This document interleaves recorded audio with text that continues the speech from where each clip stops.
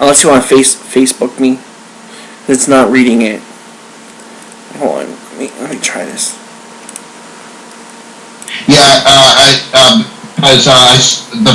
remember seeing the first commercial for those Tiger games, and then at the end of the commercial they showed the other games that were available, and they mentioned Gauntlet, and I think it was Gauntlet, it was Batman, and then they mentioned Contra. I was like, Contra, because I noticed that the games they were making these games that were making them out, they were based on Nintendo games that were popular at that time, like with Double Dragon and stuff like that. And then I found out about Contra. I remember I was at a friend's house, and I saw the game. I remember that title screen with these two guys going back to back. I do remember them. I didn't know at the time that they looked like Schwarzenegger and Stallone until I got older, like when I heard about them talking about on YouTube and stuff like that. But I do remember the case where the guy he did that stance where he looked like Arnold from Predator, and there was this other guy. Of course, there was that alien that looked like the alien from Aliens and Predator. And I remember playing the game myself, and the music and the two-player aspect and the action and how you can go from one gun to the next, and that unforgettable music, the graphics. I mean, there was no. Looking back in retrospect, there was no game like it at that time, and I think it was very iconic around that time. And of course, over the years, I noticed that there were sequels, Contra 2 and Super Contra, and there was one for PlayStation 2. That there's a scene where you actually fight this giant brain-looking thing, like whatever it is, with a face like it's all muscle, like his skin is all skinned off or something, and I do remember that the case for the Contra game for PS2 actually featured the likeness of Arnold in there. Mm-hmm. And their characters actually had names in the game. Arnold's character's name was Bill Reiser, and Stallone's name was Lance Bean. Yeah, Mad Dog and Scorpion. It would have been cool if they would have made it off of Dolph Lundgren, and then they could have had a line like yeah, because he had choosing their hair, if you look at it. Yeah, choosing their code names, and he could have been like Sly could have been like, I'm Scorpion, and Dolph could have been like, no, I'm Scorpion, because he was like Red Scorpion, you know. All right, so I'm gonna save on Contra Part 1. Okay. Let's see.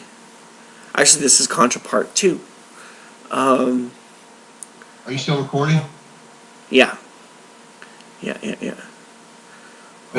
you? What were your other experiences with the Contra games, Matt? Did you play the other Contra games? I played Super Contra, but I don't remember them as well as I remembered the first one. I don't know. Something about that game just sticks with you, like the music. I don't know. It's just such a great fucking game. It's just such a great game. It's just such a shame that we didn't get a movie for that, or it's such a wasted opportunity that no one picked the ball up and ran with that idea. Just sucks. Yeah, especially around that time where they were making these video game movies around in the 90s, like Super Mario Brothers and Mortal Kombat and Double Dragon and Street Fighter, and of course Lara Croft and stuff.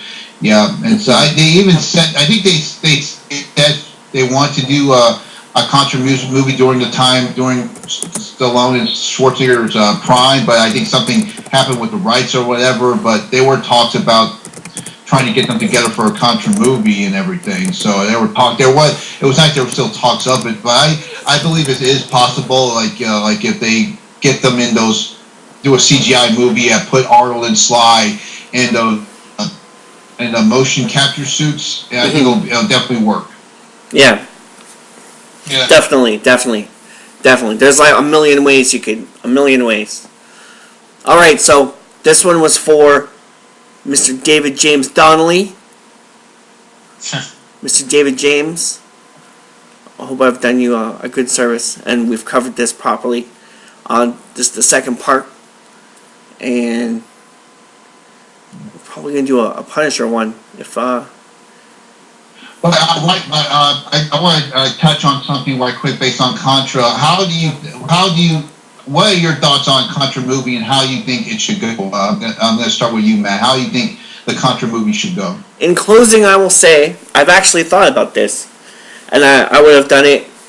I would have done it where, like a base, like it's based on Nicaragua, right? So the whole thing with President Reagan thing on Nicaragua, and Yeah. I would have based it on that. Yeah, I remember hearing the name of that Contra mentioned on that. Yeah. Yeah, because Contra was based on that.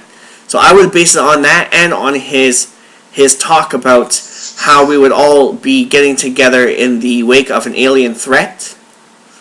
And then I would have it set in the future, obviously. So back then it would be like 2032, right, or something like that. And then I would have the Falcon aliens take over this sea base in Nicaragua, and maybe have a female be the hosted alien, as in something that I read in the video game thing, a basis on the video game. I would have had that as a Sigourney Weaver character, and I would have had a backstory of Arnold and Sly fighting for the hand of Sigourney in the last alien invasion that took place in the 80s. And then I would have the government retrieve Arnold and Sly, who have both gone their own ways, to come back and fight this alien threat. And then they would have all the suit up scene and everything, get shuttled off the island, and just balls to the walls, an hour and a half of just them fighting through pretty much the game, but in live action form. Yeah, and I was thinking like for I remember the storyline for the game was there was a scientist who was messing around with alien technology in this jungle, and the military found out about this, and they wanted these two guys to go in alone, like they were like expendable, like the Expendables that if they died, no one will care for them. They're like the expendable assets, kind of like in Predator, because like how in Predator, how Dylan said that so Schwarzenegger was an expendable asset and stuff like that, and they go in and they don't like each other at first, and of course you can have a fight between them before they go out and kill the aliens. And they have a fight between Schwarzenegger and Stallone, and then they have to make up and watch out for each other and stuff like that. It goes on from there, of course. And of course, you can have the classic Contra music, but add a little bit of rock and roll. I thought the perfect guy to compose the music, because he does a very good job taking the classic orchestra, mixing up with a little bit of rock and roll. This guy is very creative. His name is I'm sure you know who he is. Hans Zimmer. Yeah, Hans Zimmer or Brian Tyler, Jerry Goldsmith would have been great. There's actually a guy online who does a wicked Contra theme, like a 10-minute wicked ass Contra theme, like a metal Contra. It's freaking awesome. I wish I could have the rights to that, because I'd put it up on the video. But yeah, that's all I got.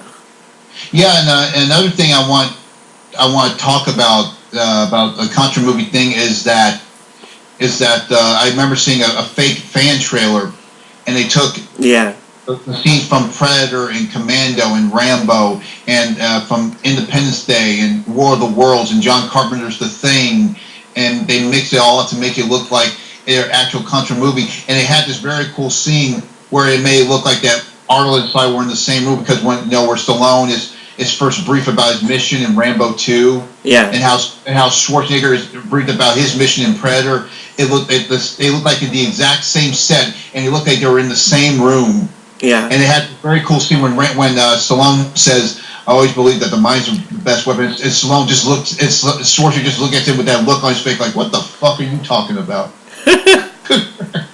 It reminds me of the alternate suit-up scene for Rambo 2, where Rambo's completely naked, and he's like scared to death, and he's looking down at all his weapons, and he picks up the knife, and he's like looking at the wall, like actually thinking of cutting himself right out through the wall.